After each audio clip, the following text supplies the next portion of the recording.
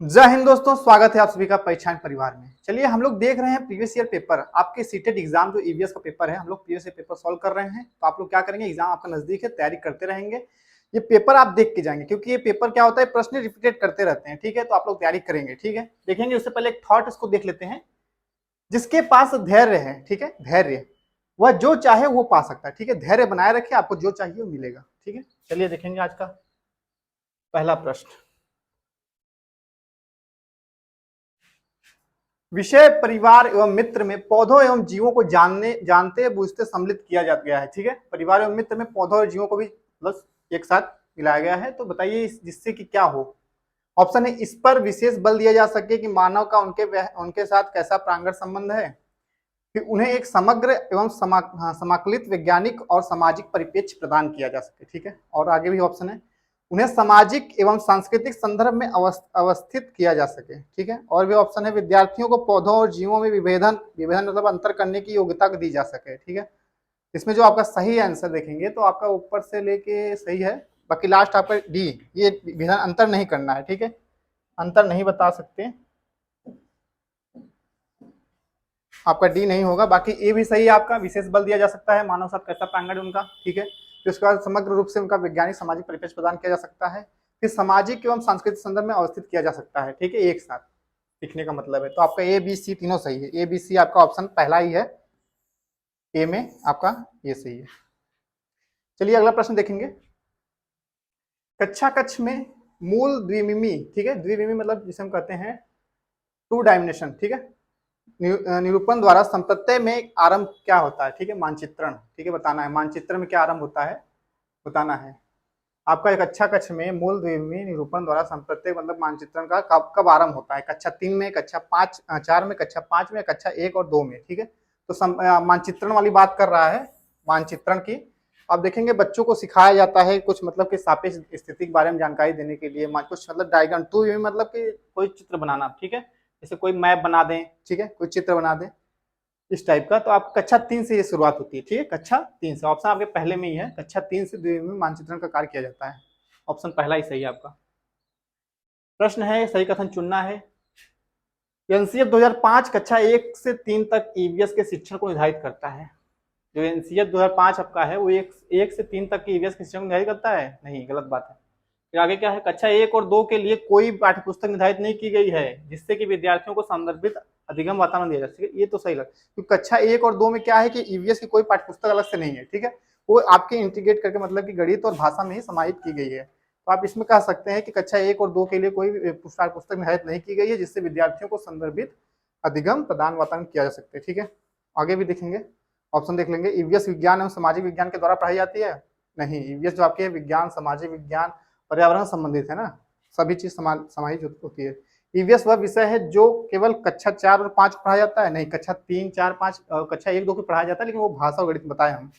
आपका इसमें जो सही है, इसमें ऑप्शन आपका बी, बाकी ये ए गलत है, सी गलत है, डी गलत है, बस बी सही है।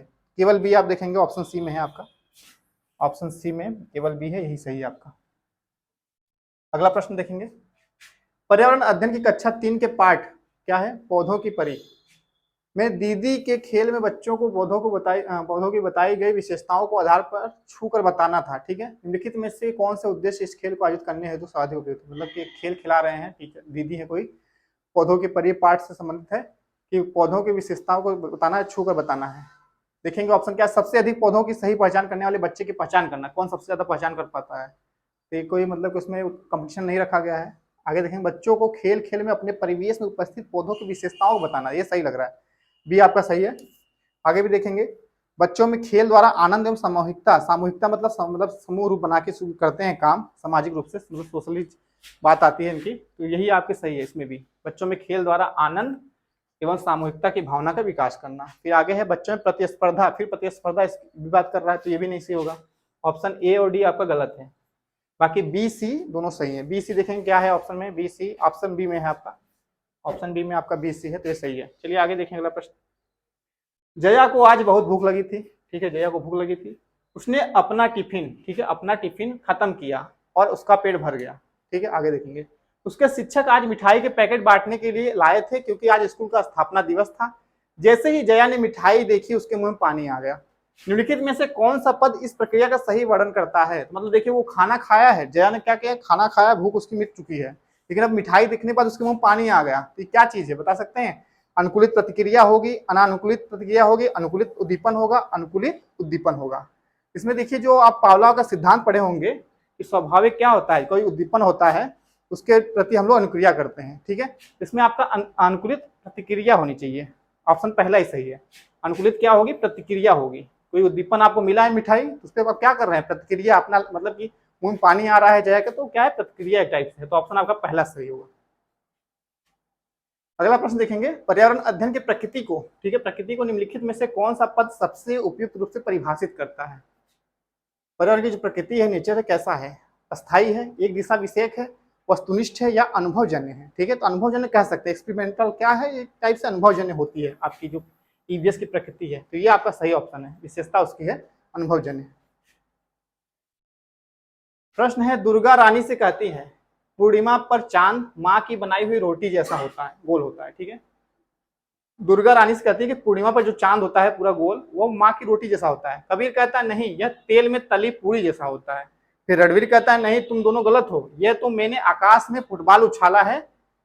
इन बच्चों द्वारा की गई व्याख्या निम्नलिखित में से किस उद्देश्य को, विकास को सूचित करता है? ठीक है, तो सब लोग अपना अपना मतलब मत बता रहे हैं चंद्रमा को देख के, पूर्णिमा के दिन चंद्रमा कितना मतलब सुंदर दिखता है गोल में, तो उसमें सब कोई रोटी बना रहा है, कोई पूरी बना रहा है, तो इसमें क्या हो रहा है? उनके संज्ञान में ये बात है, ठीक है, उनके ज्ञान में क्या संबंधित बात है कि चंद्रमा है पूरा गोल है, इसे अपने संज्ञान में बैठा लेते हैं, चीजों को, संप्रत्यय को बैठाने का कार्य करते हैं, ठीक है। तो कहाँ होता है? संज्ञानात्मक, भावात्मक, मनोप्रेरणा, संवेगात्मक। तो भावात्मक, मनोप्रेरणा और संवेगात्मक नहीं होगा, संज्ञानात्मक होगा। ऑप्शन आपका पहला ए यही सही है, ऑप्शन ए सही है। अगला प्रश्न है, मानचित्र पठन गतिविधि के दौरान जयंती अपने मित्र से कहती है नक्शे पर हमारा गांव पड़ोस के शहर से रेखा द्वारा विभाजित क्यों है? ठीक है, नक्शे पर हमारा गांव जो है पड़ोस के शहर से रेखा द्वारा विभाजित क्यों है? जब मैं पिताजी के साथ सब्जियां बेचने शहर जाती हूँ तो मुझे ऐसी रेखाएं नहीं दिखती, जयंती क्या कर रही? मतलब वो बच्ची है अपने दोस्त से पूछ रही कि जब हम जो गांव डिवाइड होते हैं तो उनका मतलब बॉर्डर एक होता है, लेकिन वो मैप में मतलब रहता है, लेकिन सामने अगर हम देखें तो नहीं दिखता है। इसका मतलब क्या होगा? वो क्या समझ रही है? वास्तविक जीवन अनुभव को कक्षा कक्ष गतिविधि संबंधित कर रही है। आगे देखेंगे, कक्षा कक्ष गतिविधि पर उच्च स्तरीय चिंतन का प्रयोग कर रही है, ये हो सकता है। उच्च स्तरीय उसका मतलब ज्ञान हो रहा है कि ये सब चीजें क्या है, मतलब कि वो नक्शे पे है लेकिन फिर हमारे सामने दिखता क्यों नहीं, तो उच्च स्तरीय चिंतन का बात हो रहा है, ठीक है। फिर आगे अपने परिवेश के प्रति स्वाभाविक जिज्ञासा की अभिव्यक्ति है उसके पास। फिर अवलोकन पर चिंतन कर तर्क का प्रयोग कर रही है, परिवेश के स्वाभाविक जिज्ञासा अभिव्यक्ति। इसमें ऑप्शन देखेंगे तो डी वाला आपका अवलोकन पर चिंतन कर तर्क का प्रयोग करना, ये भी सही लग रहा है, ऑप्शन डी सही है, ऑप्शन बी भी सही है। इसमें बी डी मारेंगे, बी डी ऑप्शन है, ठीक है, ऑप्शन आपका डी में है, बी डी, ऑप्शन डी आपका सही है। प्रश्न है, थीम पौधों को पढ़ाने के बाद मीना ने विद्यार्थियों के लिए पार्क के भ्रमण का संचालन किया, ठीक है, घूमने के लिए, पार्क घूमने के लिए एक संचालन किया। इससे विद्यार्थियों को क्या मिलेगा? थीम याद करने में मदद मिलेगी, या फिर पार्क में पौधों को पहचानने में मदद मिलेगी, या फिर आगे है कक्षा के अधिगम को वास्तविक जीवन की स्थितियों से सहसंबंध करने की मदद मिलेगी। तो ये बढ़िया ऑप्शन आपका है, ठीक है, तो यही सही होगा। पार्क में मस्ती करने के लिए कोई बात नहीं है, मस्ती तो करते हैं बच्चे, आपका ऑप्शन सी सही होगा। इसमें देखिए क्या है, कक्षा के अधिगम को वास्तविक जीवन की स्थितियों में सहसंबंध में करने में मदद मिलेगी, ठीक है, ऑप्शन आपका सी सही है। आगे प्रश्न देखेंगे, प्राथमिक स्तर पर पर्यावरण अध्ययन ईवीएस शुरू करने के लिए सबसे उपयुक्त तर्क क्या है? ठीक है, प्राथमिक स्तर पर अगर हम पर्यावरण ईवीएस पढ़ा रहे हैं तो सबसे अच्छा तर्क क्या दे सकते हैं? न केवल मानव अस्तित्व बल्कि पृथ्वी पर सभी जीवन रूपों सहित पर्यावरण के महत्व को समग्र रूप से समझने में सराहना करें, ठीक है। आगे देखेंगे, पर्यावरण के महत्व की सराहना करें। फिर आगे है ऑप्शन, विभिन्न प्रदूषण समस्याओं को हल करने के लिए पर्यावरण का अध्ययन करें, या फिर पर्यावरण में संबंधित खोजपूर्ण गतिविधियों में बच्चों को शामिल करें। तो प्राथमिक स्तर पर पर्यावरण अध्ययन को शामिल करने के लिए क्या है, अध्ययन को सबसे उपयुक्त तर्क पूछा है ना, तो ऑप्शन आपका यही है कि न केवल मानव अस्तित्व बल्कि पृथ्वी पर सभी जीवन रूपी सहित पर्यावरण का जो महत्व है उसका समग्र रूप से क्या करना है, समझने में सराहना करना है, ठीक है, सराहना करना है। ऑप्शन आपका पहला ही सही है, बच्चों को यही चीज मतलब कि इंपॉर्टेंट है कि उनके आसपास के वातावरण के बारे में जानकारी देना, ठीक है, इंपॉर्टेंट आपका यही ऑप्शन पहला सही लग रहा है। ईवीएस सीखने की प्रक्रिया में लिखित में से कौन सा सबसे प्रमुख माध्यम बनना चाहिए? ठीक है, प्रश्न है, ईवीएस अगर सिखा रहे हैं तो सबसे प्रमुख कौन सा माध्यम होना चाहिए? शिक्षक है, छात्र है, पर्यावरण है, माता पिता है? तो ईवीएस में पर्यावरण की बात कर रहे हैं तो पर्यावरण होना चाहिए, ऑप्शन आपका सी, ठीक है। पर्यावरण क्या होती है? आसपास के वातावरण के बारे में बच्चों के परिप्रेक्ष्य में क्या चीज है, कैसी है, इनके बारे में जानकारी देती है। ठीक है, तो आपका ऑप्शन यही सही है, बेहतर तरीके से पर्यावरण मार सकते हैं, ऑप्शन सी। आगे देखेंगे, ईवीएस को एक एकीकृत विषय के रूप में देखा जाता है क्योंकि, क्योंकि पूछा है, यह विज्ञान, सामाजिक विज्ञान और पर्यावरण शिक्षा से अंतर्दृष्टि प्राप्त करता है। फिर आगे है, ईवीएस के अध्ययन में छात्र, शिक्षक और अभिभावक को शामिल किया गया है। फिर आगे है, समुदाय को ईवीएस सीखने में एकीकृत करता है। यह गतिविधि, प्रयोग और चर्चाओं को ईवीएस की शिक्षा में एकीकृत करता है। ठीक है, तो अंतर्दृष्टि प्राप्त करता है, क्या देखा जाए एकीकृत करना कहाँ है, विज्ञान है, सामाजिक विज्ञान है और पर्यावरण शिक्षा से अंतर्दृष्टि प्राप्त करता है कि नहीं, तीनों एक साथ सामाजिक रूप से इंटीग्रेटेड जिसे कहते हैं हम लोग। ठीक है, अब एक अच्छा तीन से शुरू है, 3, 4, 5 में आप देखेंगे, मतलब एक साइंस की किताब में पूरा सामाजिक रूप से देखेंगे, विज्ञान, सामाजिक विज्ञान और पर्यावरण की शिक्षा उसमें दी गई है। ठीक है, तो ऑप्शन आपका पहला ही सही है। आगे अगला प्रश्न, एक आकलन उपकरण जो न केवल सर्वोत्तम बल्कि बच्चे के सभी प्रकार के कार्यों या समय की अवधि में की गई गतिविधियों को एकत्र करता है। ठीक है, प्रश्न अच्छा है, देखेंगे। आकलन जो एक मतलब उपकरण बताना है जो न केवल सर्वोत्तम बल्कि बच्चे के सभी मतलब कि उनके बच्चे के बारे में पूरा संपूर्ण जानकारी कि उसने उसकी विशेषता के बारे में बता दे, उसके मतलब जो उसकी संबंधित जानकारी संपूर्ण रूप से है, जैसे हम कह सकते हैं कि उसके पूरे पता, घर के बारे में जानकारी, उसके व्यवहार के बारे में जानकारी, सब चीज के बारे में जानकारी बताता हो। ठीक है, तो इंपॉर्टेंट रूप से आप देखेंगे ऑप्शन है पोर्टफोलियो है, उपाख्यानात्मक रिकॉर्ड है, रूब्रिक है, संचय रिकॉर्ड है। तो इसमें आप पोर्टफोलियो को सही करेंगे, पोर्टफोलियो ही ऐसा कार्य करता है। ठीक है, संपूर्ण रूप से अगर हम बात करें उपाख्यानात्मक रिकॉर्ड क्या होता है, एक मतलब कि एक छोटा सा रिकॉर्ड ये भी होता है जिसमें बच्चे के कोई भी मतलब कि प्रदर्शन के बारे में बताता है। ठीक है, रूब्रिक में भी वही होता है कि एक मापदंड का प्रकार ये भी है। ठीक है, इसमें भी वही होता है कि जिससे कोई प्रदर्शन है तो उसमें बच्चे कैसे कार्य करते हैं। ठीक है, ऑप्शन आपका ये सही है इसमें। कक्षा 5 के छात्रों के लिए ईवीएस के पाठ्यचर्या, ठीक है, पाठ्यचर्या में संबंधित संदर्भ शामिल होने चाहिए। ठीक है, कक्षा 5 में खुद, घर, स्कूल और पड़ोस और बड़े पैमाने पर समुदाय। ठीक है, कक्षा 5 की पाठ्यचर्या में संबंधित संदर्भ शामिल होने, मतलब ईवीएस की पुस्तक अगर कक्षा 5 की है तो उसमें क्या क्या मतलब होना चाहिए, उसके मतलब सेल्फ के बारे में बता रहा है, घर, फिर उसके बाद स्कूल। ये ऑप्शन आप देखिए, जो डी वाला ये सही लग रहा है, पड़ोस और बड़े पैमाने पर समुदाय के बारे में जानकारी। ठीक है, उसके आस पड़ोस के बारे में जानकारी और बड़े समुदाय मतलब वही उसके मतलब पूरे परिवार, मित्र के बारे में जानकारी। ठीक है, आप देखेंगे ऑप्शन यही डी सही लग रहा है, ऑप्शन डी सही है। चलिए आगे देखेंगे, अगला प्रश्न क्या है, सीखने के रूप में आकलन, असेसमेंट एज लर्निंग। ठीक है, अवसर प्रदान करता है, क्या है ये, आप आत्म प्रतिबिंब कहेंगे। ठीक है, सेल्फ रिफ्लेक्शन जिसे कहते हैं इंग्लिश में, सहकर्मी आकलन होता है या योगात्मक आकलन होता है या रचनात्मक प्रतिपुष्टि होती है, मतलब ऑप्शन इसमें बताना है क्या क्या है, 1, 2, 3 सही है कि क्या क्या सही है। ठीक है, तो देखेंगे आप, जो ये सीखने के रूप में आकलन होता है, ये क्या होता है कि बच्चों द्वारा स्वयं का आकलन किया जाता है इसमें। ठीक है, 3 प्रकार के आकलन होते हैं, सीखने का आकलन, सीखने के लिए आकलन और सीखने के रूप में आकलन। ठीक है, तो सीखने के रूप में आकलन जो होता है, बच्चे इसमें स्वयं का आकलन करते हैं, स्वयं कोई कार्य करते हैं तो उसके बारे में स्वयं से मतलब निष्कर्ष निकालें, वो कोई त्रुटि है उसको सुधारें। ठीक है, तो ये आकलन जो होता है आपका सीखने के लिए आकलन होता है। तो आपका ऑप्शन देखेंगे सेल्फ प्रतिबिंब ये हो सकता है, और सहकर्मी आकलन भी इसे कहते हैं। ठीक है, लेकिन योगात्मक आकलन ये नहीं है। योगात्मक आकलन जो होता है वो आपका एक मतलब कि यूनिट का जिस टेस्ट लेते हैं, यूनिट टेस्ट लेते हैं, फिर आपका जो सत्र के अंत में एग्जाम होता है वो आपका होगा। रचनात्मक प्रतिपुष्टि आपका हो सकता है, रचनात्मक पुष्टि तुरंत मतलब कोई कार्य करके उसकी प्रतिपुष्टि मतलब फीडबैक प्राप्त करना। ठीक है, तो आपको ऑप्शन देखेंगे ए, बी और डी होगा, ए, बी, डी। ऑप्शन बी में है आपका ए, बी और डी, ए, बी और डी से। ठीक है, ऑप्शन बी आपका। चलिए आगे देखें, अगला प्रश्न क्या है, बीन तथा तुम्बा, क्या है, बीन तथा तुम्बा जैसे वाद्य यंत्र किस सूखी चीज से बनाए जाते हैं। देखिए एनसीईआरटी का प्रश्न आपका है, इंपॉर्टेंट। देखिए क्या होता है कि जो सपेरे होते हैं, कालबेलिया मतलब बजाते हैं बीन, वो बनाया जाता है। ठीक है, तो बीन जो बनता है वो इसी मतलब इसी में से एक का चीज है। ठीक है, क्या है, लौकी का फल होता है, कद्दू का होता है कि कटहल होता है कि हाथी चक वनजांगरी होता है, क्या होता है। ठीक है, तो आप देखेंगे जो तुम्बा बीन बनाया जाता है वो आपके लौकी का बनाया जाता है। ठीक है, लौकी का जो फल होता है उसका सुखा के उसके बीज को निकाल के फिर उसी में से अपना बनाया जाता है। ठीक है, ऑप्शन आपका पहला ही सही है, लौकी। आगे है, पृथ्वी पर उपलब्ध ताजे जल का प्रतिशत पूछा है। ठीक है, आपके ये प्रश्न मतलब कि जो ऑनलाइन एग्जाम हुए हैं आपके दिसंबर या फरवरी तक आपके 2023 में, तो ये उसी में पूछा गया था प्रश्न, पृथ्वी पर उपलब्ध ताजे जल का प्रतिशत कितना है। ठीक है, तो आप जानते हैं जो आपके पृथ्वी पर मौजूद पानी पूरा 100% में मात्र 2.7% ही आपका जो जल है वो एक ताजा जल के रूप में देखा जाता है। ठीक है, मतलब एक तरह से कह सकते हैं कि मीठा जल है। बाकी खारा जल है कितना है, अब 100 में से इसको माइनस करेंगे तो 97.3%। ये जितना जल आपको देखेंगे ये महासागरों में, कहाँ पे है, महासागरों में खारा है। ठीक है, तो आपका जो सही ताजा जल है तो 2.7% ही है। ठीक है, यही इंपॉर्टेंट है, आपका ऑप्शन सी सही होगा। निम्नलिखित में से कौन सा खेल कूद का लक्ष्य नहीं है। अच्छा, खेल कूद का लक्ष्य नहीं है पूछा है। जीतना, संरचनात्मक सामाजिक क्षमताएं, मानसिक सतर्कता, भावनात्मक परिपक्वता। ठीक है, तो आप देखेंगे जो खेल कूद का लक्ष्य होता है, इंपॉर्टेंट लक्ष्य नहीं है कि जीतना। जीतना तो मान लो ठीक है, जीतना कह सकते हैं, नहीं होना चाहिए इसमें। आप तो देखिए यही आपका सही होगा, जीतना। कोई एक मतलब प्रमुख लक्ष्य ये नहीं होता, रचनात्मक सामाजिक क्षमताएं होनी चाहिए आपके पास, मानसिक सतर्कता होनी चाहिए। ठीक है, किस तरह से आप मानसिक रूप से मतलब सही है कि नहीं खेलने में।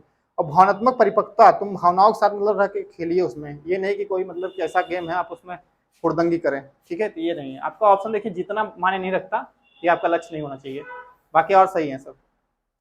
अगला प्रश्न है, मधुमक्खियों और उनके छत्तों के विषय में निम्नलिखित कथन पर विचार करें। ठीक है, मधुमक्खी पालन। ठीक है, आप देखेंगे सबसे अच्छा समय होता है अक्टूबर से दिसंबर माह का मधुमक्खी पालन का। ठीक है, आप देखेंगे मधुमक्खी के लिए विशेषता इसमें है, किसी शहद के छत्ते में केवल कुछ ही नर मधुमक्खियां होती हैं, कुछ ही रहती हैं। हाँ, ये बात सही है, जो कॉलोनी उनकी होती है मधुमक्खियों के, उसमें नर मादा रानी होती है, फिर उसके बाद श्रमिक होते हैं। ठीक है, सबसे ज्यादा श्रमिक होते हैं इसमें। आप देखेंगे जो नर होते हैं वो कुछ ही होते हैं, तो आपका ऑप्शन पहला सही होगा। अगला है, किसी छत्ते में केवल एक रानी मधुमक्खी होती है। हाँ, जो अंडे देती है, ये भी सही है, एक ही रानी मधुमक्खी होगी वही अंडे देती है। ठीक है, आगे है, छत्ते बनाने के लिए नर मधुमक्खी बहुत महत्वपूर्ण होते हैं। तो ये आपका गलत है, क्योंकि नर मधुमक्खी को बिना काम के होते हैं, ये कोई काम नहीं करते। तो जो श्रमिक होते हैं वही अपना मधुमक्खी क्या करते हैं, छत्ते बनाते हैं। जो श्रमिक होते हैं, श्रमिक मधुमक्खी जो होते हैं वही क्या करते हैं, छत्ते बनाते हैं। तो आपका ये गलत हो जाएगा, सी गलत है। आगे देखेंगे, अगला है, नर मधुमक्खियां रस की खोज में फूलों के चारों ओर नाचते हैं और मादा मधुमक्खियां फूलों के शहद के लिए रस एकत्र करती हैं। ये गलत एकदम है। जो नर है और मादा जो रानी वाली है वो आपके मतलब छत्ते में ही रहेंगे, बाकी श्रमिक जाएंगे लेने अपना फूलों का रस। तो ये भी गलत है, ए बी सही है, बस ए बी वनली आपका पहला ही ऑप्शन है, ए बी वनली, यही सही है। चलिए आगे देखें, अगला प्रश्न क्या है। हाँ, कविता है, रंग स्लेटी पंजे गुलाबी, गुटरुगु करता हूँ, दिन भर शोर मचाता हूँ, घरों में अपना घर बनाता हूँ। ठीक है, बोलो क्या कहलाता हूँ। ये कविताएं आपके देखो एग्जाम में देने लगा है, इसमें लाइन में आप इसको बच्चों को मतलब पढ़ने में मजा आएगा बच्चों को। हम लोग तो बस इसको पहेली बूझें। तो रंग स्लेटी पंजे गुलाबी, गुटरुगु कौन करता है, कबूतर करता है, सब जानते हैं। तो ऑप्शन देख लेंगे, फाख्ता है, कोयल है, कबूतर है, बसंत कोयल। ऑप्शन आपका सी सही है। ठीक है, सी सही है आपका। चलिए अगला प्रश्न है, नए काम की तलाश में लोगों का मौसमी आवागमन क्या कहलाता है। ठीक है, आप देखेंगे नए काम, जैसे कुछ लोग होते हैं वो बेरोजगार होते हैं, घर में पड़े रहते हैं, जैसे उनका क्या कार्य होता है, मतलब मौसम के हिसाब से उनको काम मिलता है, बाकी नहीं। तो जो सीजनली मतलब उनको काम रहता है वो क्या करेंगे, एक स्थान पे करेंगे, फिर उसको मतलब छोड़ कहीं दूसरी जगह स्थान पर काम मिलेगा तो वहां जाएंगे, फिर वहां अगर नहीं हो काम खत्म हो जाता है, फिर और भी कहीं मतलब घूमते टहलते काम करते हैं, अपना जीवन यापन करते हैं। तो ये जो कहलाता है इसे कहते हैं ऋतु प्रवास। क्या कहते हैं, ऋतु प्रवास कहते हैं। आपका ऑप्शन बी इसमें है, ऋतु प्रवास, यही सही है। ठीक है, घुमंतु एक बार से कहते हैं, घुमंतु लोगों को जिसे कहते हैं हम। ठीक है, घुमंतु लोग। प्रश्न है, परिवार के संदर्भ में निम्नलिखित में से कौन सा कथन सत्य है। सत्य बताना है परिवार के संबंध में। परिवार में केवल रक्त संबंधित व्यक्ति हो सकते हैं। एक परिवार में केवल रक्त संबंधित, हाँ रक्त मतलब बात करें अगर ब्लड उनका सेम है तो क्या परिवार कहलाएगा, ऐसा नहीं है। परिवार में देखिए संयुक्त रूप से परिवार रहते हैं, जिसमें चाचा आपके भी रह सकते हैं, दादा के भी भाई रह सकते हैं। तो उनके मतलब कि जो औरतें हैं क्या ब्लड सबका सेम रहेगा, नहीं, ऐसी बात तो नहीं है। तो आपका ये गलत हो सकता है। फिर आगे है, दत्तक बच्चों को परिवार का सदस्य नहीं कहा जाता है। दत्तक अगर गोद लिया वो बच्चा परिवार सदस्य नहीं है, काहे नहीं है, हो सकता है। आगे है, केवल एक अभिभावक के साथ रहने वाले बच्चे परिवार नहीं कहे जा सकते, अभी सही नहीं है। केवल आ जाता है, समझिए निगेटिव हो जाता है वो पॉइंट है आपका, प्रश्न ऑप्शन गलत हो जाता है। फिर आगे है, एक आदर्श परिवार का विभिन्न व्यक्तियों के लिए विभिन्न अर्थ हो सकता है, यही सही होगा। आपका ऑप्शन डी सही है कि एक आदर्श परिवार आपका है जो उसमें विभिन्न व्यक्तियों के लिए विभिन्न क्या होता है, अर्थ होना चाहिए। ठीक है, सबका अर्थ सेम नहीं होना है, अलग अलग अर्थ होना चाहिए। तो ऑप्शन आपका डी यही सही है। चलिए आगे है, अगला प्रश्न क्या है, ब्रांच कांसा जिसे हिंदी में कहेंगे, विषम निम्नलिखित कथनों पर विचार करना है। ठीक है, आदिवासी लोग हजारों साल पहले से ब्रांच का उपयोग करते आ रहे हैं। ठीक है, हाँ बात सही है। कांसा का प्रयोग क्या है, बहुत प्राचीन काल से देख रहे हैं हम लोग, मतलब आदिवासी समय से ही हो रहा है। ठीक है, ये तो आपका सही है पहला। ब्रांज का रंग चमकीला पीला होता है। पीला होता है, गलत है, पीला नहीं होता है, पीला पीला पीतल पीतल होता है आपका, ये क्या है, भूरा होता है, भूरा। ठीक है, फिर आगे है, ब्रांज को कापर और जिंक के मिश्रण से पिघला कर बनाया था। देखिए ये भी गलत है आपका, कापर और क्या है, जिंक दिया है, मतलब कि ये तो पीतल बनाएगा ना, तो आपको कांसा बनाना है तो इसके लिए टीन की जरूरत पड़ेगी, तांबा और टीन, तांबा प्लस टीन। ठीक है, इन दोनों का मिश्र धातु क्या है आपका, कांसा है। तो आपको ऑप्शन ये भी गलत है, सी। और फिर डी देख लेते हैं ऑप्शन, ब्रांज को बनाने में उपयोग किए जाने वाले तत्व धातु जो है गहरी खानों से प्राप्त किए जाते हैं। हाँ, खान जो होती है इसकी बहुत गहरी खान होती है, तो ऑप्शन ये भी सही हो सकता है, ऑप्शन डी सही है। बाकी दो गलत हो गए हैं आपके। ठीक है, आपका जो ये तांबा और जिंक था ये पीतल बनाने के लिए था, कांसा नहीं, कांसा के लिए तांबा और टीन होना चाहिए मिश्र धातु। ठीक है, ऑप्शन आपका ए और डी सही है, ए और डी। ऑप्शन सी आप देखेंगे ए और डी इसी में है, ऑप्शन सी सही है। चलिए अगला प्रश्न, विश्व ओलंपिक 2000 में वेट लिफ्टिंग के खेल में मेडल जीतने वाली प्रथम भारतीय महिला। बहुत अच्छा प्रश्न है, समझ ले पिछले सीटेट में तो पूछता ही था हमेशा। आप देखेंगे इसमें बताना है कि ग्रीष्म ओलंपिक 2000 में जो हुआ था इसमें एक महिला वेट लिफ्टिंग उठाने वाली महिला थी, उनका नाम पूछा है। तो ये बता दें आंध्र प्रदेश की आपकी रहने वाली हैं, इनका नाम कड़म मल्लेश्वरी। क्या नाम है, कड़म मल्लेश्वरी। और इन्होंने मतलब कांसा जीता था 2000 में, जो वेट लिफ्टिंग है इसमें कांस्य पदक जीता था। ठीक है, ऑप्शन आपका डी सही है, ऑप्शन डी। एवरेस्ट पर चढ़ने वाली बछेंद्री पाल आपकी हैं। ठीक है, सुनीता विलियम्स अंतरिक्ष में जाने वाली आपकी महिला है। ठीक है, ऑप्शन आपका इसमें क्या है, कड़म मल्लेश्वरी। प्रश्न देखेंगे, घरों के विषय में लिखे में कथनों वर्णन पर विचार करना है, बताना है घरों के विषय में क्या मतलब हो सकता है।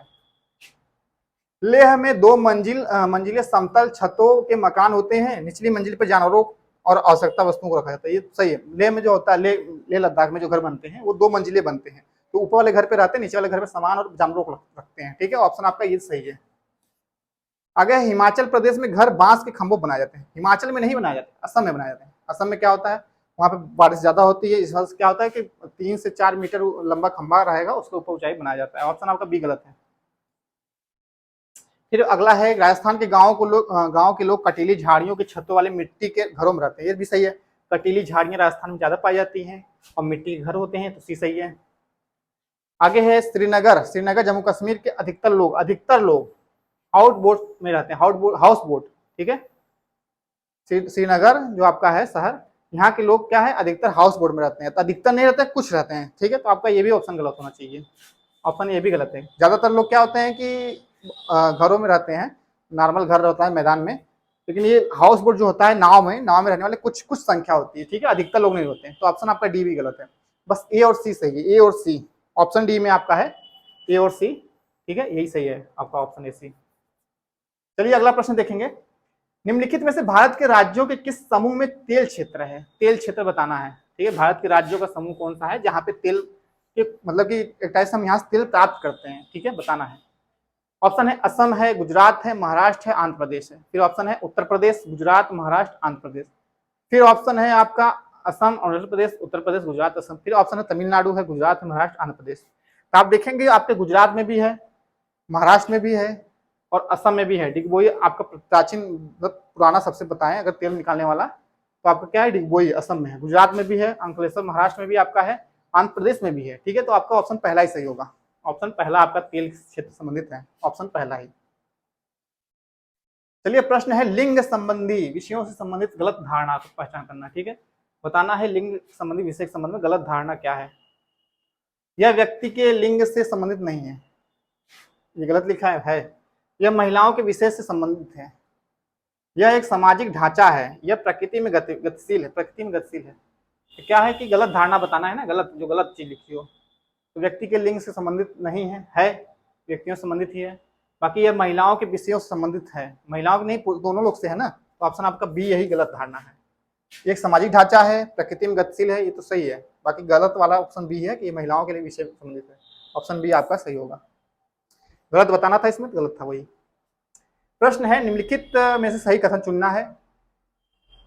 देखिए गोवा पुदुचेरी दोनों अरब सागर के तट पे है, नहीं गलत है। गोवा आप देखेंगे ये अरब सागर पे है, पुदुचेरी आप देखें बंगाल खाड़ी में है।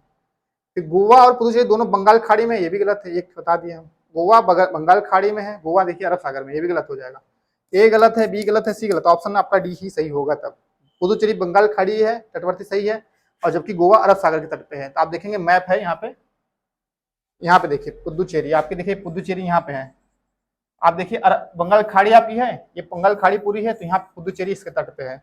और यहाँ पे देखिए गोवा, ये अरब सागर का पूरा भाग है, तो अरब सागर की तरफ है। ठीक है, तो ऑप्शन आप देख लेंगे वहां पे जो सही था आपका डी ऑप्शन सही था। ठीक है, डी ऑप्शन आपका सही था। पुदुचेरी बंगाल खाड़ी में है और गोवा आपके अरब सागर के तट पे। ठीक है, ऑप्शन आपका डी सही है।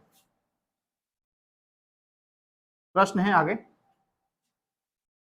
एक कक्षा 5 की पाठ्य पुस्तक में गोलकुंडा के किले का मानचित्र छपा है। इस मानचित्र के निचले दाहिने भाग पर एक पैमाना दिया गया है। ठीक है, क्या पैमाना है? पैमाना 1 सेंटीमीटर बराबर 110 मीटर के। ठीक है, तो आगे है प्रश्न, किसी छात्र ने इस मानचित्र का पर फतेह दरवाजा और जमाली दरवाजा के बीच की दूरी 9.8 सेंटीमीटर मापी है।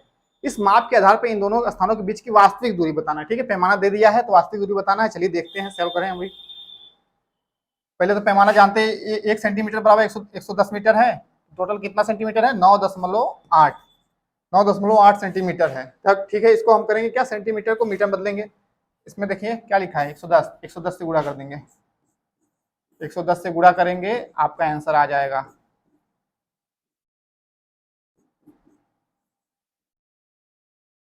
0.877 हासिल 10। एक अंक पे दशमलव लग जाएगा। आपका जो आया है 1078। 1078 क्या आया है? ये मीटर आया है ना। अभी हम मीटर निकाले हैं और ऑप्शन में हमारा मीटर नहीं दिया है, मीटर सेंटीमीटर किलोमीटर भी दिया है। देखें, किलोमीटर बदलने के लिए 1000 से भाग दे देंगे। इसको 1000 से भाग जब देंगे हम, 3 शून्य है तो 3 शून्य मतलब 3 अंक पे दशमलव लग जाएगा, 1.078 किलोमीटर आएगा। ऑप्शन देख लेंगे, 1.078 आपका ऑप्शन सी है। ऑप्शन सी सही होगा, ऑप्शन सी। चलिए आखिरी प्रश्न है, इसको देख लेंगे। निम्नलिखित में से पर्वतारोहण के ग्रुप लीडर, ठीक है, ग्रुप लीडर की बात कर रहा है, निभाने के लिए दी जाने वाली जिम्मेदारियों को चुनना है। ठीक है, ग्रुप लीडर अगर है कोई, मान लीजिए कोई आप ही है, तो आपको क्या क्या जिम्मेदारी मतलब काम करना पड़ेगा। बाकी सदस्यों की सामान ले जाने में सहायता करना, तो बात सही है, हेल्प करना जरूरी है क्योंकि आप ही ग्रुप लीडर है। अपने ग्रुप में सबसे आगे रहना और अन्य सदस्यों को अपने पीछे चलाना। देखिए, अब पर्वतारोहण है तो सबसे पीछे चलेंगे आप। ठीक है, सबको आगे धीरे धीरे चलने देंगे, पीछे से आप सबको मतलब मॉनिटरिंग करेंगे। क्या करेंगे? मॉनिटरिंग करेंगे, देखेंगे कैसे सबका मतलब रवैया है। तो आपका ऑप्शन बी गलत है। फिर आगे है, विश्राम के लिए अच्छा स्थान ढूंढना और भोजन की व्यवस्था करना, ये भी सही लग रहा है, ऑप्शन सी सही है। फिर आगे डी देखेंगे, जो उचित प्रकार से नहीं चढ़ सके उन्हें रुकने के लिए कहना। ठीक है, उचित प्रकार से नहीं चढ़ सके, रुकने के लिए कहना। नहीं, उचित प्रकार से क्यों नहीं है, मतलब अगर चढ़ने का उनका मतलब ऊपर चढ़ना ही है तो उनको चढ़ाया जाएगा, लेकिन कैसे भी करके उनकी हेल्प करनी है, बस ये भी गलत लिखा है। उनके रुकने के लिए नहीं कहना। फिर आगे क्या है, जो साथी बीमार हो उनका ध्यान रखना, तो ये सही बात है, जो बीमार हो उनका ध्यान रखेंगे। ऑप्शन देख लेंगे, ए सही है, सी सही है, ई सही है, ए सी ई, ऑप्शन बी आपका ए सी ई। ठीक है, ऑप्शन सी। आज का सेशन यही खत्म हुआ है। तो आप लोग अगर हमारे चैनल को सब्सक्राइब नहीं किए, सब्सक्राइब जरूर कर लेंगे, वीडियो ज़्यादा शेयर करेंगे और लाइक जरूर करें। आप सबका बहुत बहुत धन्यवाद।